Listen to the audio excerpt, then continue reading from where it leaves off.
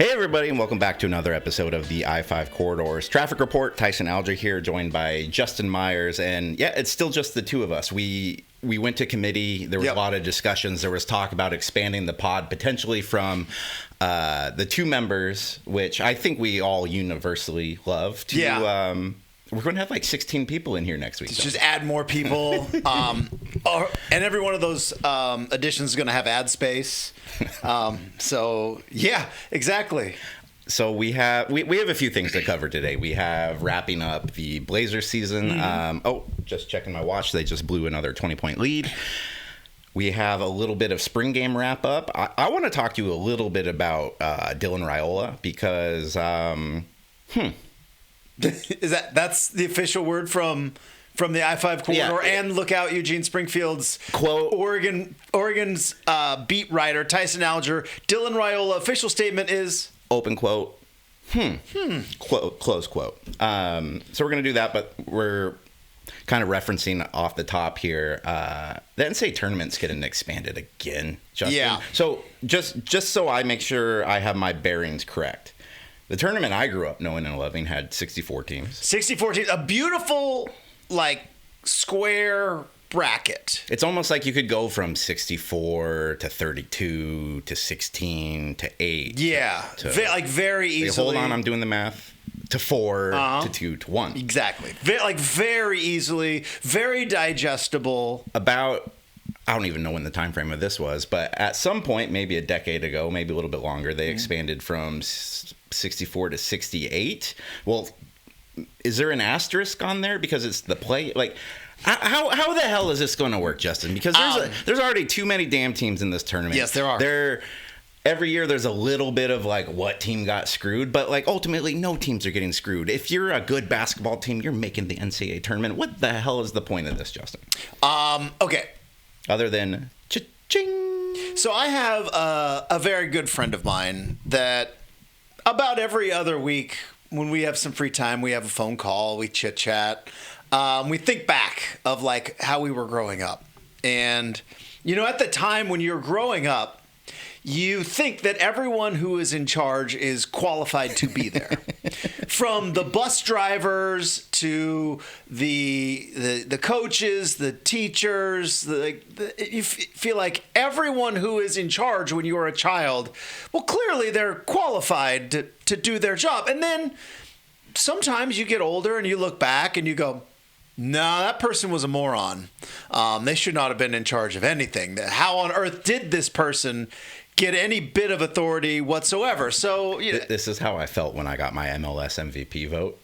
Voted for Messi last year, but also this guy shouldn't be voting for it. Exactly. Clearly, this guy should Clearly, he has some sort of credentials and qualifications. You think of that when you're a kid. That okay. Obviously, these people know what they're doing. And then you grow up and you think about some things and you go nope, they were kind of morons. I think about that when I think of the people who are running college sports. Mm-hmm. In my mind, I want to believe that these people are qualified and somewhat intelligent and understand what they are in charge of. But I see the decisions that are being made, Tyson, and I think back, I go, are these people morons? And I think the answer is yes. They are morons because they clearly let's just work with, I'm not going to go off on college football in my whole thing. Secret sauce. Yeah. But I'll stick with college basketball. This is what they don't want to know, but it is the cold, hard truth.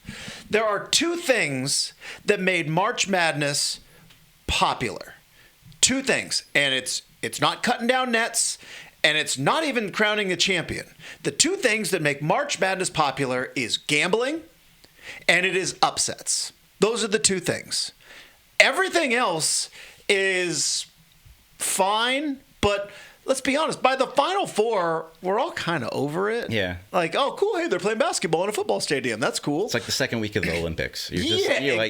I'll watch the opening ceremony, closing ceremony. Yeah.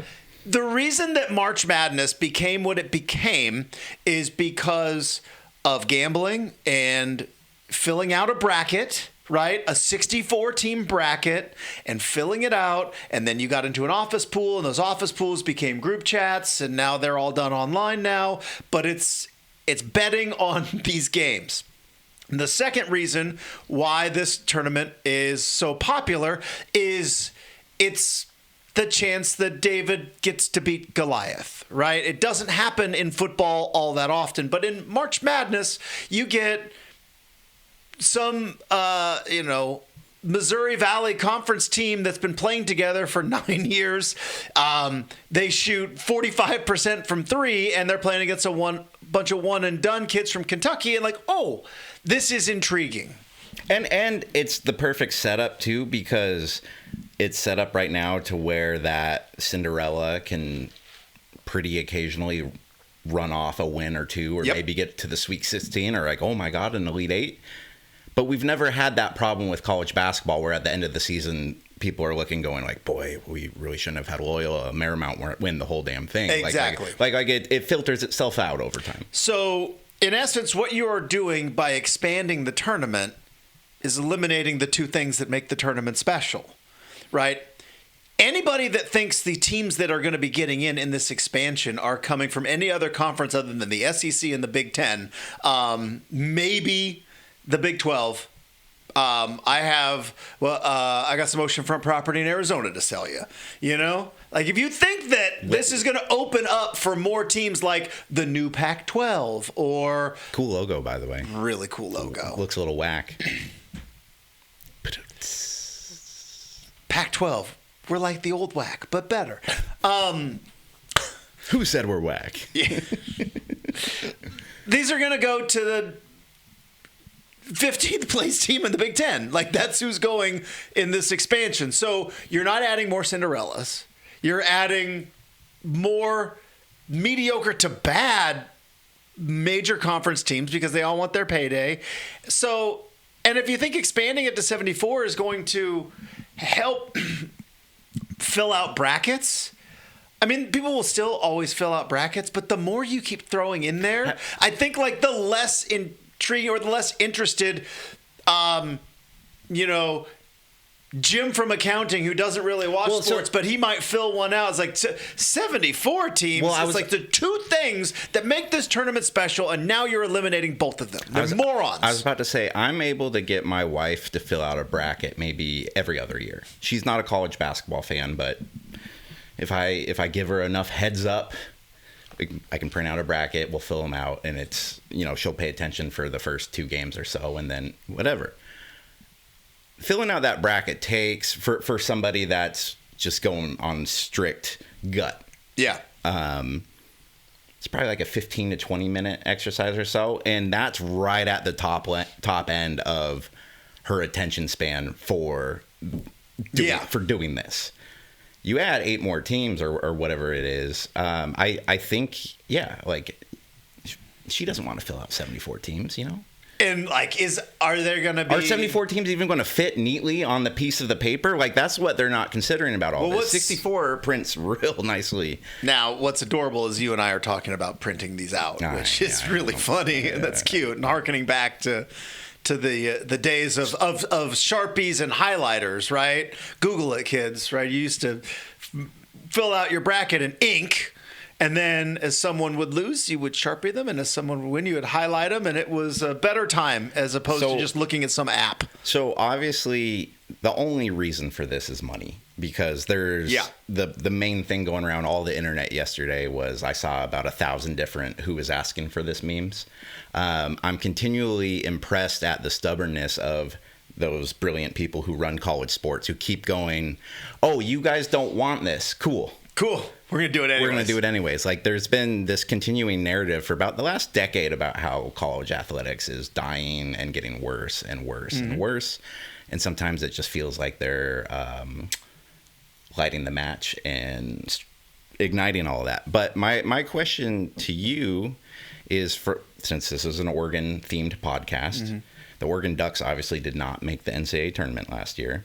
They wouldn't have made it under this new umbrella It either. really would have to expand to make the tournament this last year. But I think that maybe if you're a half full type of person, you look at this and go, okay, Oregon's rebuilding next year. The tournaments or the field's expanding. Most likely, these spots are going to be going to the Big Ten or SEC type teams. You go, okay, well, maybe this is good for the Ducks next year.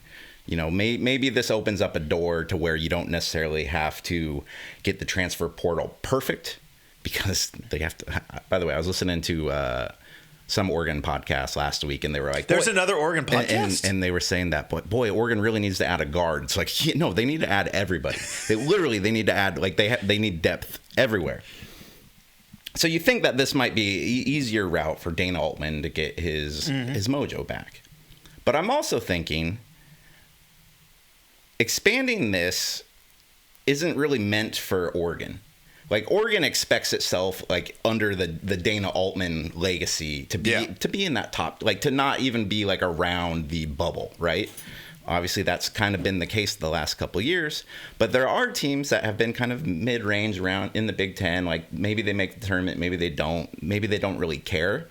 But now that it's expanded a little bit, this might give, like, maybe, like, the Minnesotas or, like, some of those other, like, bottom-rung teams, like, incentive to, okay, there's a little bit more room. Maybe if we put more dollars into this, maybe if we mine the transfer portal more, we can. Essentially, I think the floor is going to raise in the Big Ten. More people are going to be fighting off for those recruits that Oregon's going for, and Oregon needs all of them. Like, I just think that this is I don't think this is going to make things easier for Oregon, because I think the next time Oregon makes the tournament, it's not going to be, like, bubbly. You know what I mean? Like, it's... Yeah. I'm going to be fascinated to see if your theory holds up, because it's a solid theory. I thought about it this morning in the shower. That was a good one. Yeah. I do. Tell me what else you think about in the shower. Never mind, don't. Do you use a loofah? No. Okay. Yeah. I don't think I'm going to anymore either. No. I heard it exfoliates. Well, it exfoliates and it creates just a wonderful lather. But I also read something that's like, well, yeah, this thing is also like a netting for, like, dead skin cells, and it never really fully dries. And hygiene is the number one priority here on the I-5 corridor traffic report. So we're just gonna put it in the hair and let gravity do its thing. There we go. Yeah. We're anti-loofah. Yeah. But do you think there's a fan base? Because, okay, ultimately, like, when you start talking about, are they going to invest more, right? It starts from a buzz from a fan base demanding more, and then the money backers, who are usually of that fan base, will then say, all right, we need to start cutting some checks. Is there, like, a team out there that is not really in, but making the field of 74, like, gets their juices flowing? Yeah. I just wonder if, because I think of, like, the NBA created the play-in games. I was very critical. I was like, this is kind of dumb. Not so bad. But because they're fun games to watch, and it kind of brings kind of that one and done feel to the NBA. But in the end, it doesn't really matter. In the end, you're still playing Wemby in the first round. Yeah. And he's gonna block that ball into orbit. By the way, dude, nice little timed Nike ad there. Did you see that last night? When he blocked the ball over the top of the backboard? Yeah, and then Nike had a commercial afterwards of, it's just like another ball going out into space. Exactly. Timed it perfectly. Way to have that in your pocket. But also, using that in the first round, do they not wait? I mean, look, you never know. Especially with Wemby, you have to get injured. So, yeah, is like getting to the field of 74, or what is it, 72? Well, it's going from 68 to 74, I think. Is like getting to that extra spot. Like, are they also going to be in Dayton? Do you hang a banner? Do you, like, yeah? Does it count as NCAA tournament participant? I think it does. Like, if you make the first four now, I think you count it, because you're technically in the tournament. In baseball, if you make that one game wild card playoff, do you count that as playoffs? I think you play anything after 162. Yeah. Because it's bonus. You get like a champagne shower, right? You have your regular season, which is, well, I mean, baseball, they champagne shower after freaking everything. I know, it's so awesome. It's like, hey, we got in on the wild card, champagne shower. One game, play it. Got it, champagne shower. Mariners clinch another 54% winning season. Jerry DiPoto comes down with like the real, like the $8 stuff. That's right, popping corks. I don't know if there's going to be too many teams getting excited and starting to like, oh, we're on to something now because now we're a tournament team, and it's like, but I mean, here's ultimately, because I don't think this expansion is going to be the one that like ruins the tournament. Ultimately, we're going to be here a year from now. We're going to complain about this is going to be a talking point up until Selection Sunday. It's going to be a talking point on Selection Sunday. But then that first Thursday comes around and all of us are giddy because it's in the middle of the March and we're depressed because it's been raining outside and we have our basketball on. Like it's going to be fine when it happens, and I think that's what they're banking on, is that like we kind of get this big piece of candy in front of us and forget that like we had a nice meal of sustenance before, and that was fine, and it would be fruitful for you, a long-lasting life. But now we're just getting, it's just fire hose, and I mean, like, it's kind of the old cliche of like, you expand once, you're going to expand again. Like we've seen this with the college football playoffs. Yeah. Like, you think this is going to stop? Absolutely not. There's no way it's going to stop. Because you know what would be cool is if they took all those teams in the tournament and you could almost have them play like for months beforehand. Now you're onto something. And that's almost like that filters out like half the teams going into the tournament. And it could be, you could call it like the regular season. You could maybe divvy them up into conferences. And then maybe you could do like you could do like maybe some before, like a non-conference. Right. And then you play in your conference. No, I think we're on to something. I think we might. Yeah. Just need to have a way to fill out brackets for that. Well, I heard another thing this morning too. Somebody was talking about how like, oh, this is, the one special thing about college basketball is the regular season, and I almost like spit out my coffee when I heard that, because like, no, it's absolutely not. It's the opposite of football. Like where football, the regular season was the secret sauce. Yep, it was. And basketball, slowly ruining basketball was kind of like when you. Well, I don't know if I'm talking to my target audience here, but when you read a good book and you have to get through like a long like prelude before you even get to the first chapter, and you're like, that is the worst. Yeah, it's not even page one. Yeah, it's like XXI. It's just like you're not even getting credits. Like I spent 2 weeks on this, and now I'm getting to chapter 1. Like that's I mean, it's. And again, or audiobooks, like the voice change. Like sometimes it's the author reading the prelude, and then it switches over to the guy that they're paying to do the next 10 hours. Yeah. Now you're speaking my language. Book on tape. Yeah. I was born in the wrong generation. I'd actually read all those books. What would have been your generation? My current generation is I'm the last of Gen X. Medieval times? Yeah. I would have got crushed in medieval times. I actually feel like you'd probably be a big fan of what are those medieval dinner places where like you go to like Well, it was called Medieval Times is what it was called. Yeah. And so you get a big turkey leg and no utensils, but you still get a Diet Pepsi. So you're on a diet. It's less calories. I mentioned it like a couple weeks ago when we kind of brought this up, and it's just like, do they think they're fooling us? Like, do they really think like they're fooling us with the whole like, oh no, we're expanding it because we want more opportunity for these teams? It's like, oh wait, these coaches, they all have incentives to make the tournament, right? And these ADs, anytime you make the tournament, you also get bonuses and incentives. And athletic departments get paid more the more teams that are in the tournament. Like the old printing press. Yeah, like, do you think you're fooling us? They opened up Fort Knox and were like, you know what? These old white male coaches need a little bit more. Like, you're not fooling anybody. Like, we get it. It's like, oh, well, the more teams are in the tournament, that's more money, more games on TV, and more funding for our athletic department. And they're going to sell it as an opportunity for student athletes. Mm-hmm. By the way, you covered the tournament over at Moda this last year. Not this year. Or not this one. I've done it before. You've done it before. Do they still make you refer to them as student athletes? Oh, yeah. That's still a thing? Yeah. Still have to do it even though they're getting paid now? Got it. Cool. But yeah, slowly but surely ruining college sports.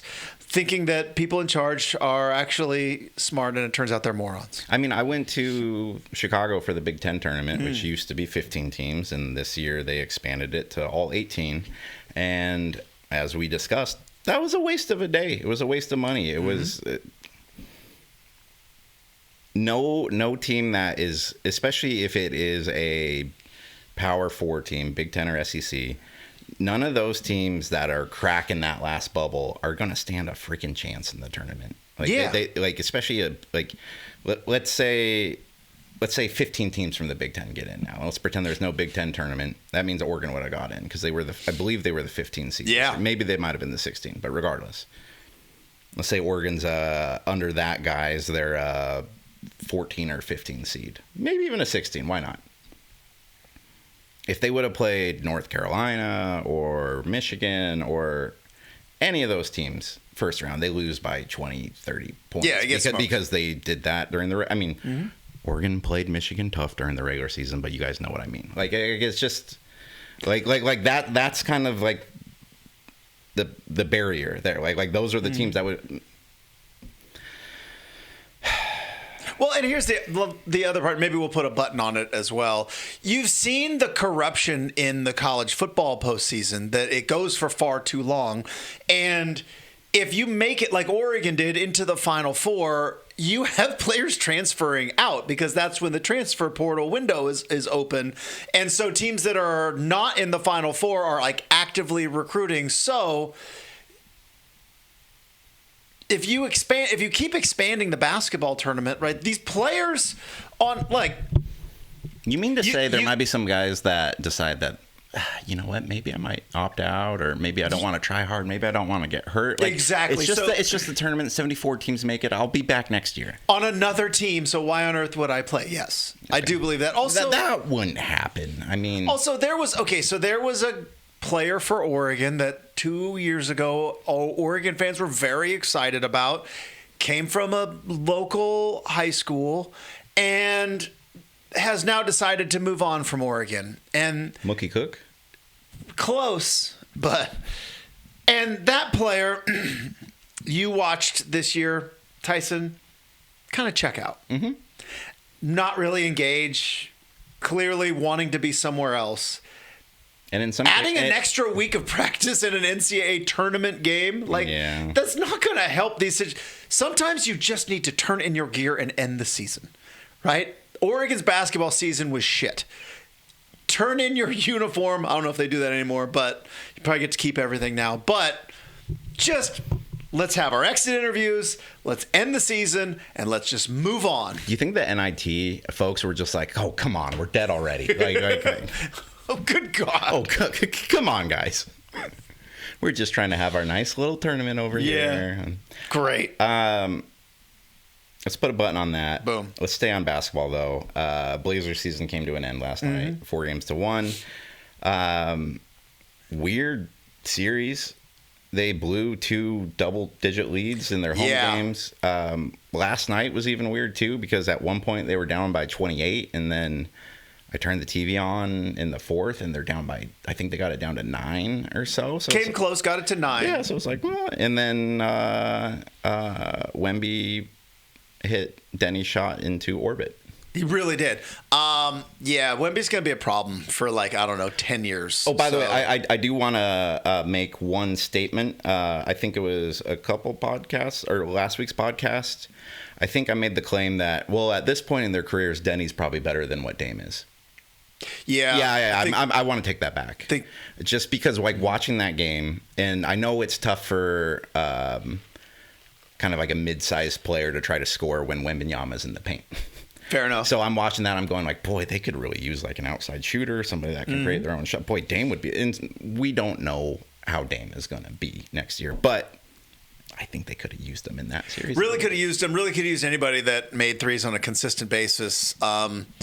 And this is my very basic NBA analysis, but it's the truth. Sometimes the simplest answer is the right answer. They just don't have enough shooters. They just don't. It's a good young team, and I would like to see this new owner do the right thing. He's not going to, but I would like to see him keep the interim coach, give Splitter the action. Like, so you turn down the job. Yeah, clearly. But like what he did coaching wise this year, what Thiago Splitter did coaching wise this year is one of the best coaching jobs we've seen with the Blazers since Terry Stotts, right? We like what he was able to do with a team that was kind of broken, oft injured. The head coach was indicted by the feds to start the season. And you not only got them to the play-in, but then you won the game, and you won a playoff game. You didn't get swept. Man, that's pretty good coaching. Yeah. And I mean, it stinks right now because they had some opportunities to maybe expand the series, but in the end, if when did Chauncey get indicted? Like October? November. If I had told you November, like this is how it ends, you're like, that sounds like a pretty good season. We're good. The problem is between then and like beyond the blown leads, I think everybody in Portland, or at least most people in Portland, are freaking out about the whole new ownership thing. Homeboy wearing a Hartford Whalers hat, like, yeah, that's a bad look. Didn't help. 3 years left on the lease. Who's going to be on the hook to pay for renovations? Like there's all sorts of dumb, like financial stuff beyond the basketball that I think most Blazer fans are, I think, deservedly so worried about. But as far as the team go, like, they're fine. What did you think about the Dame smokescreen? Because there was a whole basically week's worth of negative PR for the Blazers. Yeah. Owner's cheap. This sucks. They're not traveling these people. By the way, how do you not travel Bruce Ely? I'm pausing here because that was one of the stupidest things that I've seen. He's the best photographer in the country. He's been dedicated to your franchise for a decade. Get him on the fucking plane. Anyways. Boom. They have all this bad PR. They win one game down in San Antonio. And then all of a sudden it's, well, Dame's probably not going to play. Dame was never going to play. He was never going to play in this series. He's not ready. They weren't a Dame and whatever. But I think that was 100% let's give everybody a big fancy bone to distract them from the fact that we're about to lose this series and we're about to go enter an offseason where it's going to be nothing but more negative PR. Yeah, you have to wonder, like, Dame has been like, he's very aware of all of, like, he's very calculated in terms of what he puts his name on, the way he is perceived. And I have to wonder, what he's thinking. How long is his contract for? Do you know?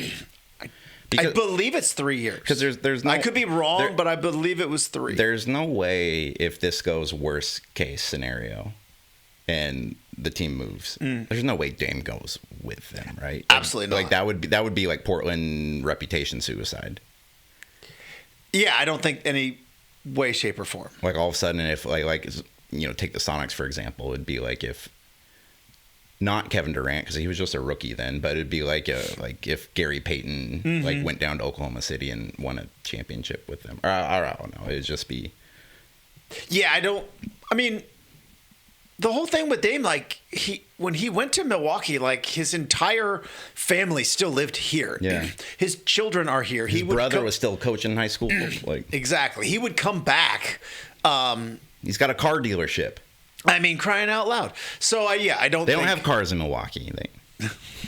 Dog sled and snowmobile. That's all they got. Snow machine. That's for my Alaskans. Yeah, what's up with that's a whole thing, isn't it? Yeah, we don't call them snowmobiles. They're snow machines. Yeah, they're snow machines. And that's like how you can tell who the tourists are. Yeah. Like that's like us with like Willamette. Or like Oregon. Willamette, I think, is our litmus test. Willamette? If you say Willamette, it's like, okay, clearly you're here for Voodoo Donuts and craft brews. You either say snow machine or sled. Gotcha. Took our sleds out. Also, there's not a whole bunch of like adults like sledding in Alaska. They're taking their snow machines out, Justin.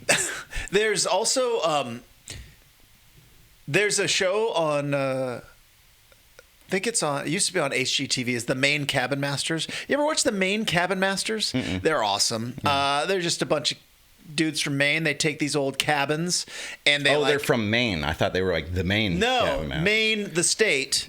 And then they go out and they refurbish these old cabins. So the show is called Maine Cabin Masters, right? But every time they get there, they call them a camp. Mm-hmm. Because they don't call them cabins in Maine. That's like, oh, we got to the camp.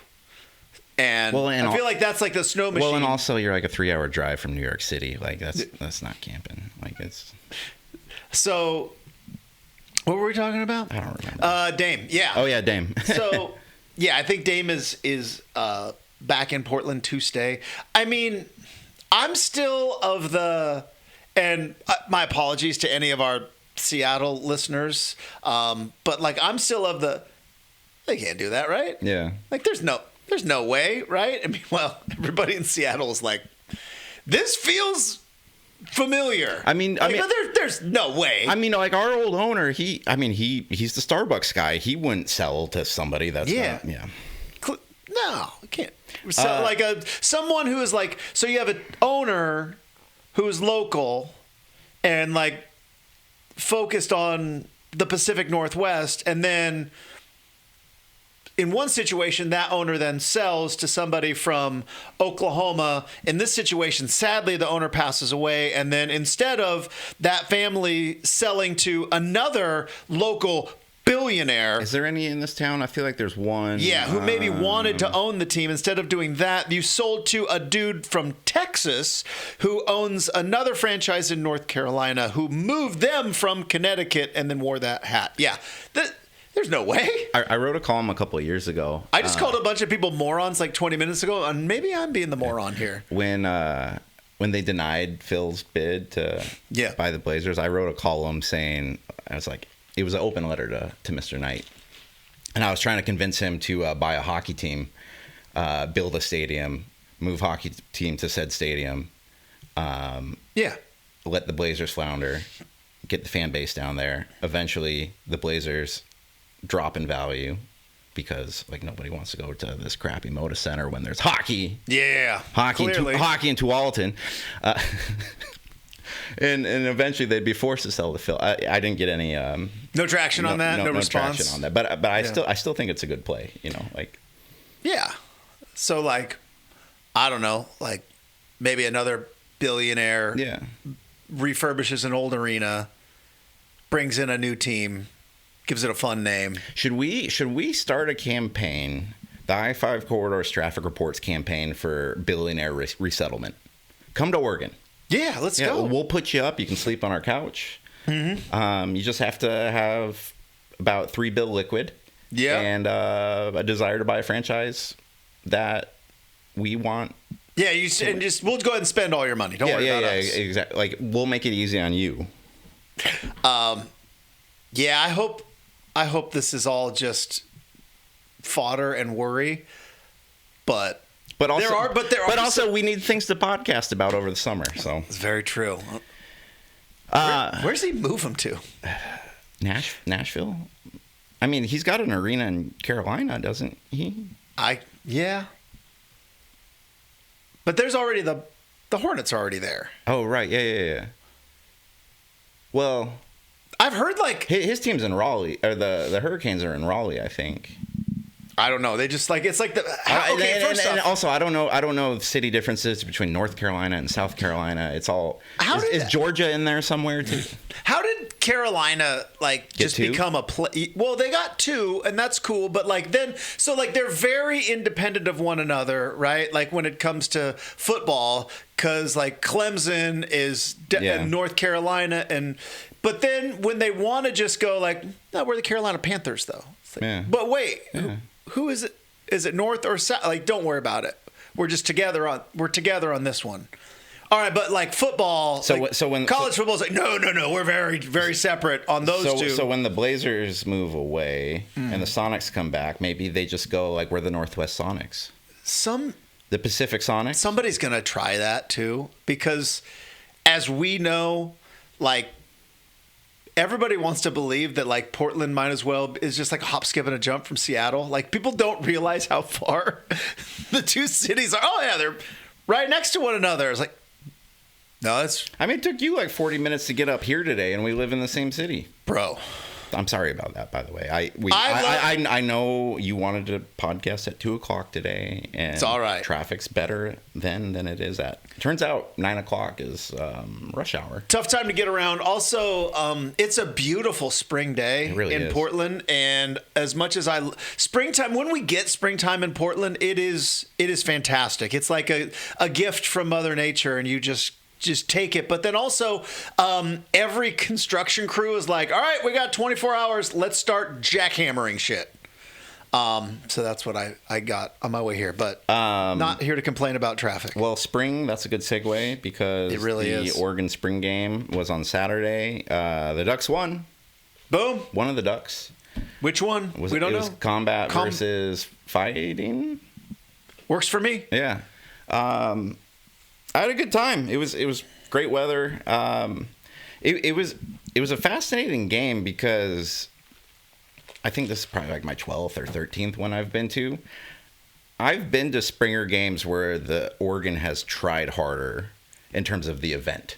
Like there's been ones where like, oh, this is going to be a massive recruiting weekend. We have to have Marcus Mariota there. We have to have Jeremiah Masoli there for the first, like they've had ones where they make a big deal about everyone coming back, or sometimes when it's the first or second spring game of a new coach or a new era, there's this big pageantry of check out the new thing. This is the first time since Mike Bellotti in '99 that we've had a coach get into his fifth spring as head coach with the team. This is uncharted territory, and boy, Dan Lanning has had some really successful spring games. I mean, it's been basically since like 2009-ish or so that the spring game has really kind of become a large entity at Oregon. But this one was just like, okay, like it's just another year of Dan Lanning. It's a good team. Like let's see. And they had 46,000 people that showed up for this thing. Yeah, it's really awesome. Like the game itself was fun. Like I didn't see anything that was really concerning. I saw some things that I liked. There wasn't like a whole lot of it wasn't like this massive like, oh my God, what a badass spring game, what a showcase. But it was I think it was that much more impressive just because of that. Because it was just like, this is what this is now. Like we're just going to show up. It's not that they didn't do any advertising or PR for it, but it's just like, yeah, this is our spring game. Like, come on by. And wait, no Matt Kearney concert? No, no this year? Okay. No concert, no Sabrina, giving the wave. Yeah. It was just hey, here's a great weather Saturday on Oregon. Come check out our football team. And a lot of freaking people did. A lot of people showed up. I thought Dan Lanning said it best when he was like, try again, because the man's always recruiting. Like that's just what you have to do in college football in 2026, right? Is you are always recruiting, and is just like, look how many people will show up to your practice.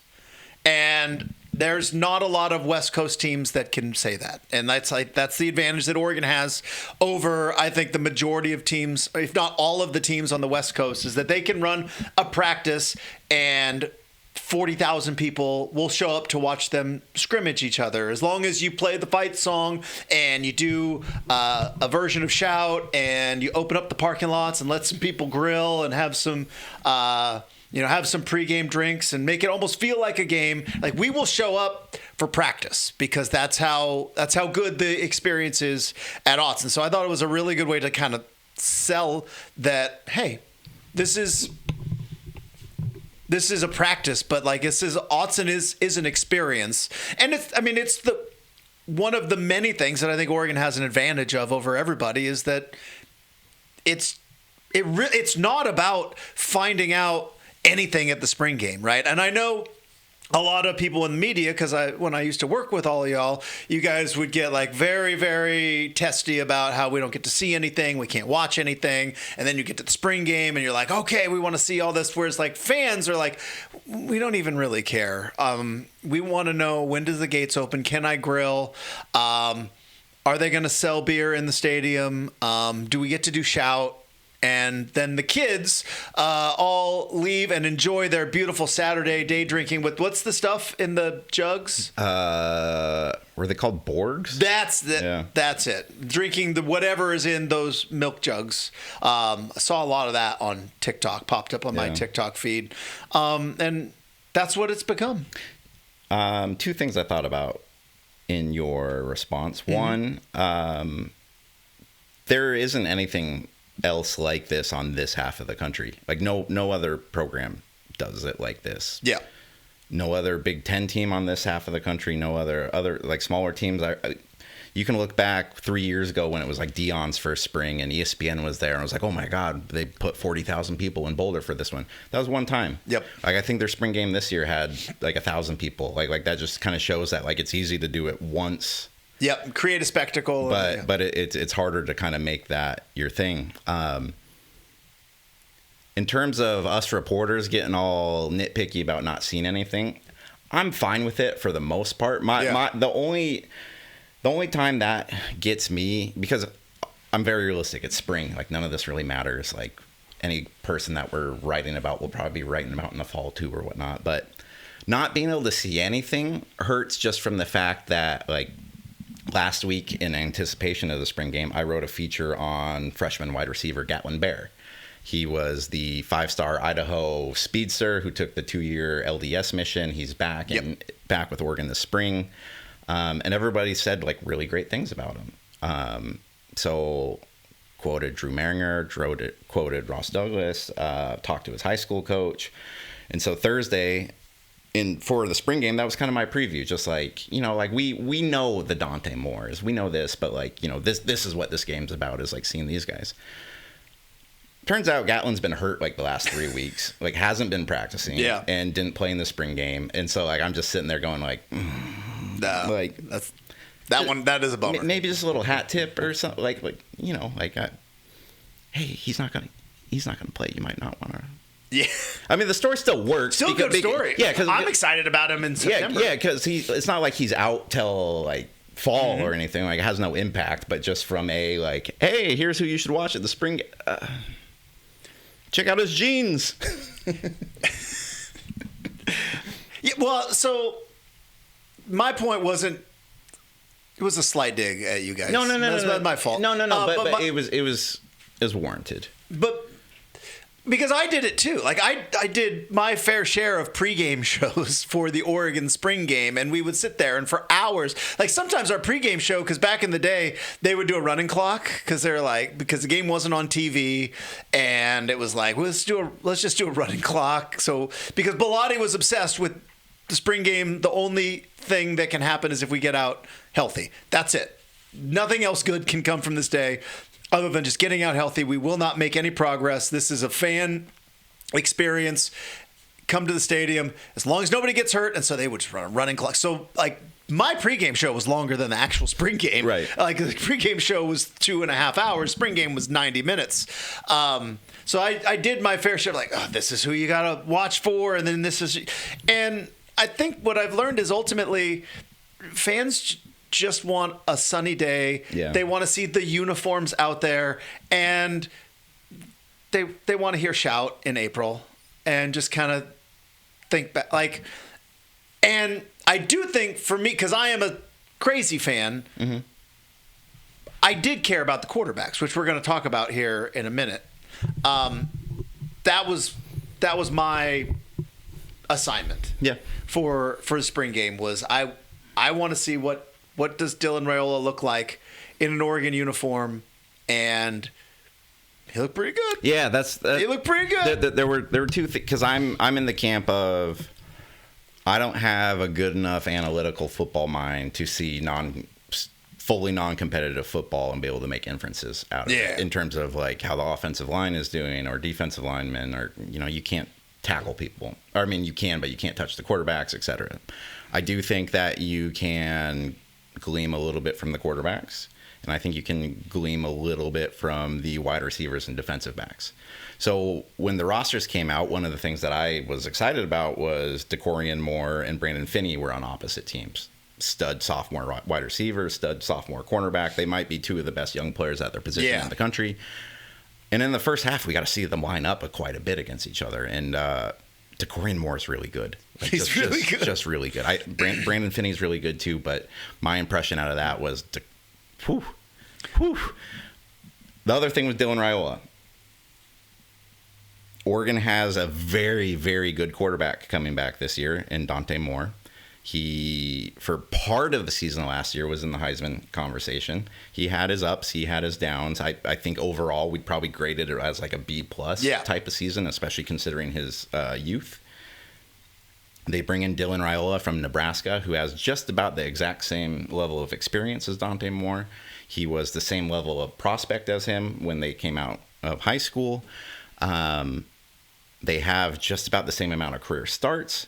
This isn't your typical bring this guy in to back up a guy, but I think there was a fair amount of logic of, well, Dante Moore's established himself. He's the guy that's coming back, and Dylan Raiola is coming off of a broken leg, so he's going to need time to kind of adjust and get back into it.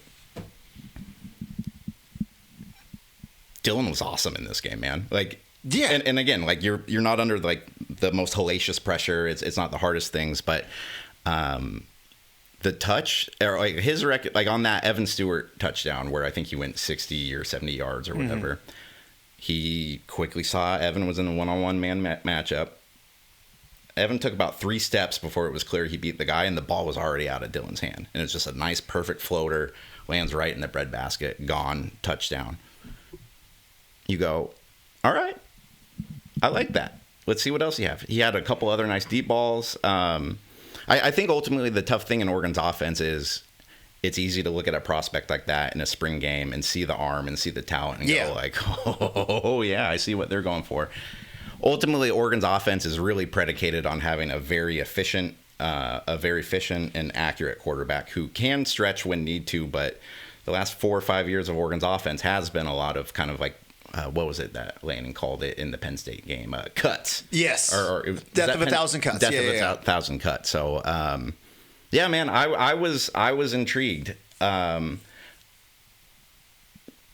kind of a lose-lose situation for Moore in that game because it's not like you need to like come out and prove yourself, but also, you know, if you're taking the day off a little bit and the backup is showing it. Like okay. Is there anything to what we saw on Saturday? Yeah, there's always going to be something to that. But let's also lay some groundwork first, because I know what it's like to get excited about this hot new quarterback that just moved to town, right? It's like, wait a minute. We didn't go to middle school with her. We've all been there. From this magical land called California. Exactly. I mean, it is. It's like a little bit like that. But let's just remember as well, like we mentioned Dante Moore last year as kind of a B+. Like, season as an Oregon quarterback last year, he made the Final Four. He lost 1 regular season game. That's a top 5 Oregon quarterback performance that we're talking about. And so in the history of Oregon football, like last year is an unbelievably good season. Like he beat Texas Tech in a major bowl game, right? Like Dante Moore and Oregon went to Miami and won the Orange Bowl. That's still a special against a top whatever opponent. That throw at Iowa to Malik Benson that he had to make. Yeah. I don't know how many quarterbacks in Oregon history have that talent to make that throw. The overtime throw against Penn State when he moves steps inside of the defender, throws it like his performance last year was as good as any quarterback has had at Oregon. Outside of maybe Marcus's Heisman year, he lost at home to Arizona. I know, without his left tackle on Thursday, pink jerseys. Yeah, we'll think. So let's start with just that. That being said, I don't know how long Oregon can keep getting away with playing with this quarterback fire. Bo Nix was a perfect transfer, right? Bo Nix had 5-star talent, 5-star ability, but him and Auburn just didn't get along. legacy, fan base. Sound familiar, by the way? Coming in very, very hyped up, starting as a true freshman, suffering an injury, fan base maybe blaming him for not being the savior, and then he comes out to the beautiful West Coast, which we talked about. Oregon has an advantage that nobody else has on the West Coast of having 40,000 people at your practice. The other advantage that Oregon has over monster college football teams is that Dante Moore could still go to the Safeway on Coburg and be left alone. Yeah. I don't know if Dylan Raiola could have done that in Lincoln his freshman year. I don't know if he could have gone to the Piggly Wiggly or whatever they have in Nebraska and not have 15 people want to take selfies with him.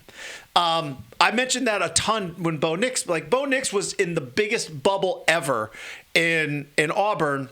He was Mr. Alabama, you know. He was Mr. Alabama. He was a legacy. His dad played there, and he was brought to bring Auburn back to the promised land that Cam Newton once took them Beats to. Justin Herbert in his first start. Yeah, and then suffered an ankle injury. I mean, he beat Alabama. Like, he won an Iron Bowl, but suffered an ankle injury, does what young quarterbacks do, makes some cowboy throws that didn't go his way, resets his career, comes out to Oregon, has two of the greatest seasons we've ever seen in Oregon football history from a statistical perspective. So you had the bone, and then you got Dylan Raiola to come in, and you got Dante Moore to agree to kind of wait in the wings. My question is the waiting in the wings thing implied? Is this part of the deal? These guys are all under contract, essentially. They're getting paid to play quarterback. We don't know what their NIL deal is, but we know that there is some sort of deal in place. We know there's a reason why Dante Moore decided to come back to Oregon, and it wasn't all just player development. It's a little bit of cash. So my question has always been, because I brought this up when Bo Nix came and they tried to sell us that, oh, yeah, it's a quarterback competition. I'm like, there is no bleeping way. This is a quarterback competition. I don't know. Ty Thompson came into the spring looking like the best tight end of his life. Sorry, best shape of his life. But, like, that deal was done, right? When you get a guy like Bo Nix, who then could have transferred anywhere, the deal was done. He knew he was coming in to be the starting quarterback. You can lie all you want about how it's a true quarterback competition, and that's fine, but we all knew, anybody with half a brain knew that he was coming in to start. Dylan Raiola, the same thing. Like, it's a quarterback comp? No, there is no competition. He could have transferred to anywhere. He chose to transfer to Oregon because he got the right payday, and what I'm assuming was certain assurances that he was going to be the starting quarterback. What's in the Raiola deal? Yeah. That's what I'm wondering. Is it an implied deal? Is it an agreement that you will wait a year because this is Dante's team? Was Dante assured when he came back that, no, this is your team? That's the part of this where I wonder, like, what's in these deals? Well, and what I think it creates is a fascinating situation, too, because I expect Dante to be good this year. If we said he was a B+ last year, I expect him to be an A- to an A this year. Yeah, he has more weapons, another year under his belt as a starting quarterback.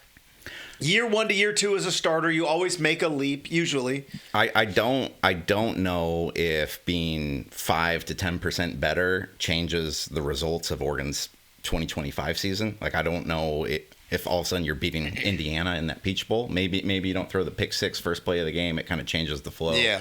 Whatever. But, like, I expect at least a pretty high floor from Dante this next year. What I'm curious about is, so let's say Dante is an A. Let's say in practice they're seeing Dylan throw, and they're like, boy, this guy could be an A+. It's a little bit risky. Like, we're not 100% sure. You got to see him in games. But, like,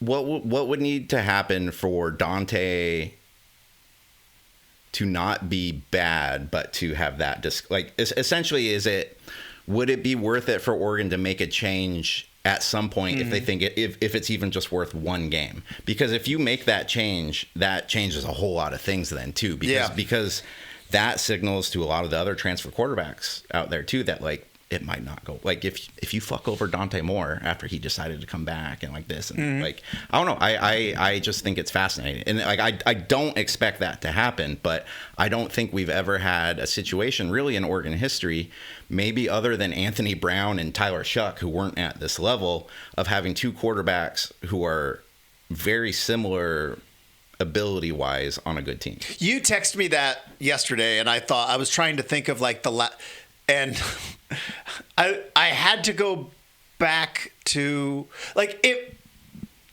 actually having two quarterbacks, one that is very good and one that is just a slightly bit better. I had to go back to 1999. Like that was the last time. Not Achilles Smith. That was post. Or no. Yeah. Sorry, so Achilles Smith gets drafted number 3 overall, and you have AJ Feely who takes over as the Oregon quarterback. And AJ Feely was really good. AJ Feely played in the NFL for like a while, 10 years. He was a really good quarterback. AJ Feely got a rib injury, cost him some games. This kid named Harrington took over, led a couple of comebacks. Feely gets his job back. Ultimately, there was a game at Autzen against Arizona State where Bellotti made the decision to bench Feely and put Harrington in. Joey leads one of his many comebacks, and he never looks back. And he has the job for the next 2.5 years. He gets a billboard in New York. He goes to the Heisman ceremony. He gets drafted 2nd overall, and that was, I think, the last time where if in 99 Bellotti would have stayed with AJ Feely, Oregon would have been fine. Like that year they made the Sun Bowl. They would have been fine.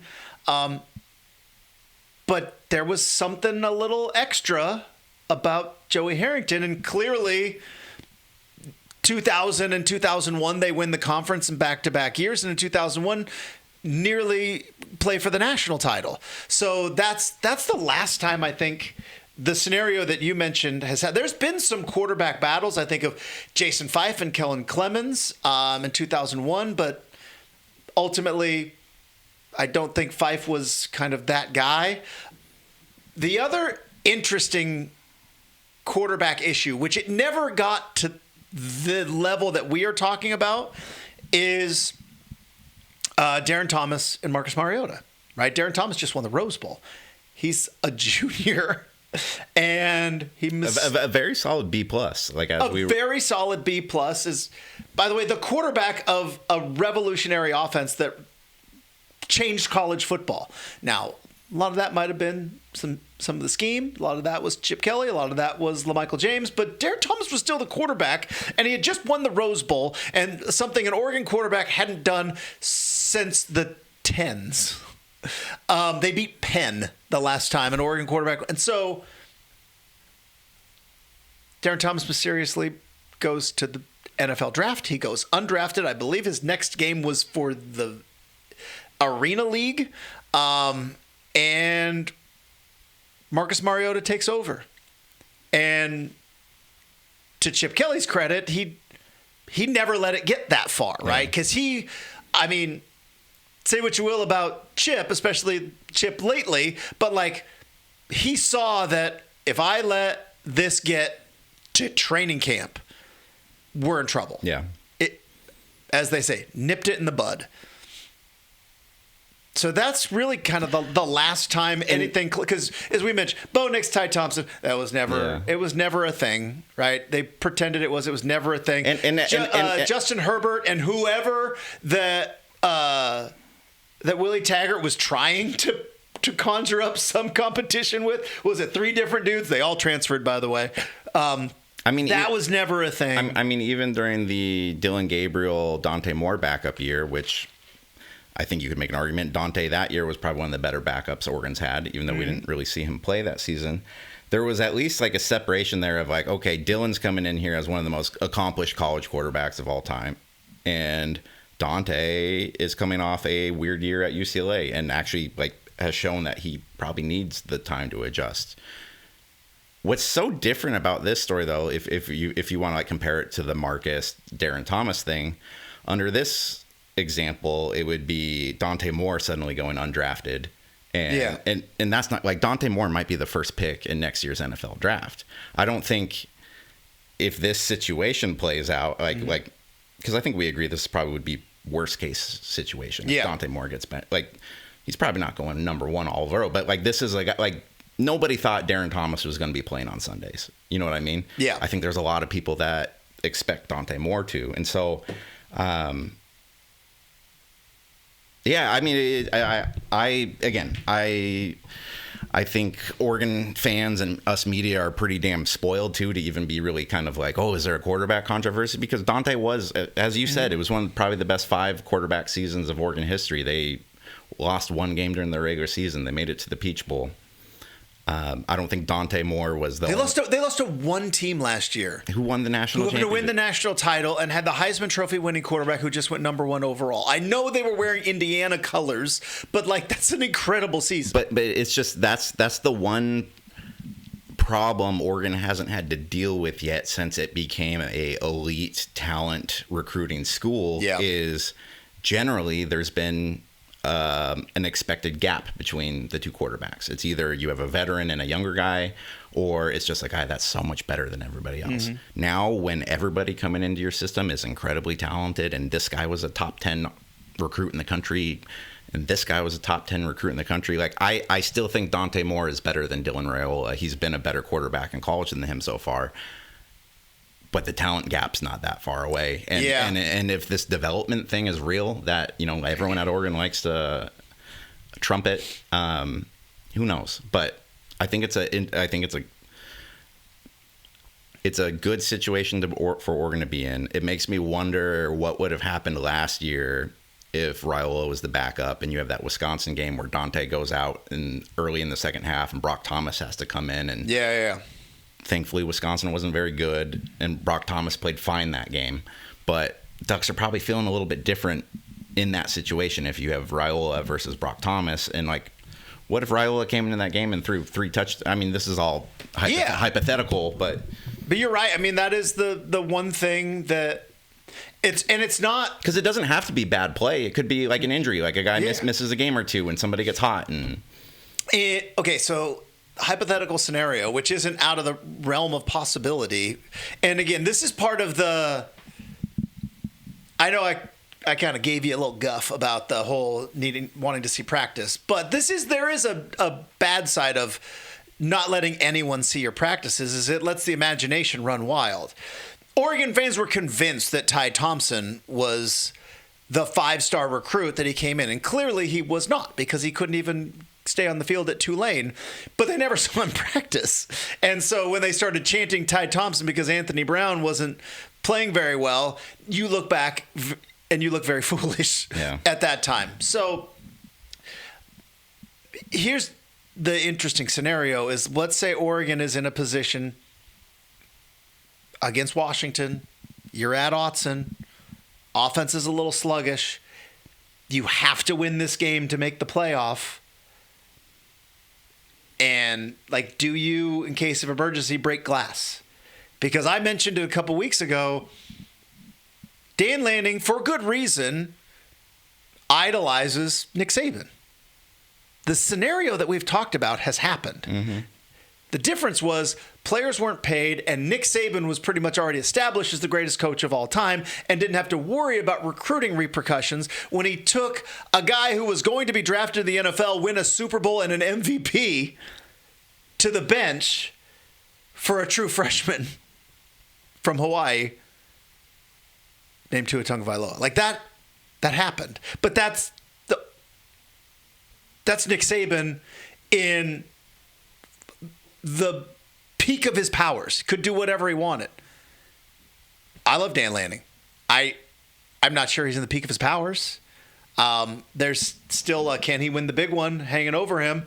I don't know how much that plays into game by game, decision by decision, play by play stuff. But you're in a big one. Offense is struggling. You got a big, strong arm quarterback sitting right on your bench.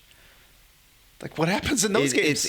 That's That's the scenario that I'm fascinated by. I'm not fascinated. I hope it never gets there. I hope Dylan Moore wins the Heisman next year, and we never have to worry about this ever again. But it would be that's highly unlikely. It would be a fascinating just test of Lanning's big picture patience, because it's funny saying those things like he still has to prove he can win the big one and those sorts of things. The dude's still 39 years old. Yeah, he's just going into it. Like you talked about peaking.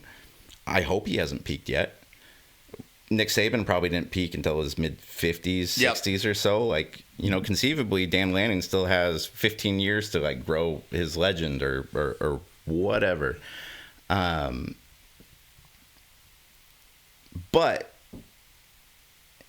that's kind of the narrative of, his job at Oregon is to win a national title, and you do have some timeliness to it because of that old billionaire we were talking about.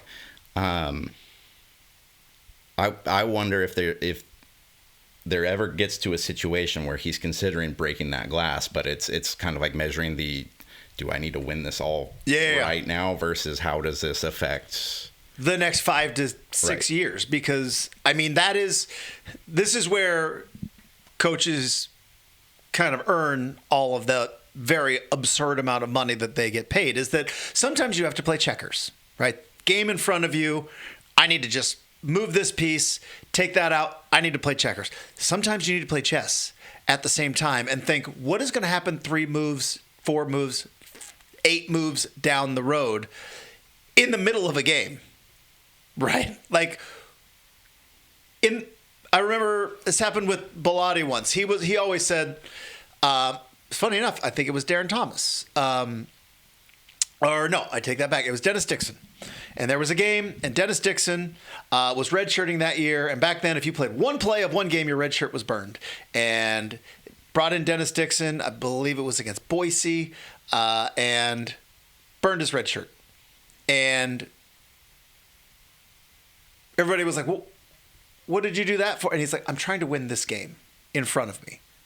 I don't care about the next couple of years. I care about winning this game in front of me. Actually, I take it back. I think it was Darren Thomas. Because it was 2008, Boise. Darren Thomas would end up going to redshirt in 2009, and then would go on to have 2 incredible years. But in 2008, as a freshman, Oregon had no other quarterbacks left, and Bellotti put Darren Thomas in, and all of a sudden it's like, what? But you just burned his redshirt. He's like, I'm trying to win this game right now. I don't know if Dan Lanning has that benefit. Right. Because you could try to win this game right now, but how does that affect your recruiting? How does that affect NIL deals? How does that affect your quarterback room when you're like, wait, I thought the deal was this guy came back. He didn't go to the NFL. So if I come to Oregon, like, can I trust you? It's a whole thing. So glad I don't have to make those decisions. I just get to talk about them on podcasts. Spring's over. Mm-hmm. Quarterbacks look good. Oregon's going to be a good team. This is going to be awesome. We'll wait a couple more weeks before we start flashing the warning signals and everything. Fair enough. But, all right, Justin. Yeah. We've reached that point of the show. Yeah. Why aren't you happy? I got another beef with iPhones. We need to figure out a way to where when you download a new app, it just goes to the back. Here's why. Doesn't it do that? I don't know, or maybe I did something, but out of nowhere, I downloaded a new app out of nowhere, and it shifted all of my other apps around. Like, it took an empty space, and it took where my normal, my podcasts are right there, and then my Instagram's right there. I've been hitting wrong apps for the last 2 weeks because I am the last of Gen X. I grew up in an analog generation, and I am still adjusting to this digital generation. And it turns out that if you move apps one spot, you'll never be able to find them. So I think we need to figure out a way to it remembers everything about us. It's collecting all of our data. Can it just remember where apps used to be and then just go back to that? Can't we just figure a way to hey, this is I have the solution for months and months and months. Your Instagram app was right here on your phone. It recently shifted. Would you like to move it back? Yes, iPhone, I would. Thank you very much, because I can't find out where any of my apps are. I have the solution for you, Mr. Gen X. You take out a piece of paper, you take out a pencil, and you make a map. A little drawing of like here's the legend, and you write a little date of like here's Justin Myers apps as of April 29th, 2026. You download a new app, you're gonna have to make a new map, but you know it saves you. I completely understand this problem. About a year ago I switched from iPhone to Android for no particular reason other than I was kind of bored. And you don't think about the time lost just from muscle memory. 100%. Like, and I didn't do the I kind of tried to I usually have my Twitter here, I usually have that, but like if just one's in the wrong spot, or they keep updating the iOSs over the years, so now you can. This isn't really new, but like. You could take all your social apps and put them into a folder, and then you press one button and it opens them all up. I can't do that. I need to have. I know where they are. It's gotta have a home base. I want to be able to, if I'm like in a movie theater or something, and you need to check something real quick. I want to be able to not look at my phone, but just know with that thumb muscle memory where things are, and we're important people. Time is money, and if you think of all the seconds that you lose a day when you're not clicking right away, I don't know how you're here today. You know, I'm by the grace of God, I just thank God you didn't need your Maps app. Like you've come up here enough. But yeah, and again, it probably is user error. I'm sure I did something. So save it in the comments. But even with that, it should. I think your phone should just know, like, hey, your Instagram app has been here for 2 years and it just moved. Would you like me to move it back? Yes. Tech overlord, please. Yes, please do that so I can open up my Facebook so I can do a post about how I hate government surveillance. Exactly right. I don't know how I did it. And again, because I didn't grow up with this, I can't move it back. Like, I don't know where it was before. You can't. It's just there. I could move it. You have to get a new phone and start over. I think I might. You start your grid over. I think again. I might have to download. It will ask you if you want to port your phone. You're like, no, we're going one by one at a time, and we're gonna go like when you have to take your phone to the mall. Remember when you had to take your phone to the mall to get a mall? Exactly. It's a big building with lots. Those things Tanya Harding used to skate at. Yes. Oh, okay. Yeah, that one now being shuttered, sadly. But you would when you would get a new phone and you wanted to get all your phone numbers, you would have to go to the mall and have some usually kind of weirdo kiosk Verizon kid, and they had a special little thing, and it imported all your phone numbers. That felt like the future. Yeah. Now it's all in the cloud, but yet my Instagram app moves one spot. Now I don't know where Hulu is. That's why your old top 8 on MySpace never changed. Never once. Yeah. I didn't change it once. And then it expanded. You got to ride with those bros, you know. And then it expanded to 16, and I was like, what are we doing here? Why are we ruining? You're ruining the regular season. All right. Well, thanks for listening to this week's episode of the I-5 Traffic. We'll see you next week.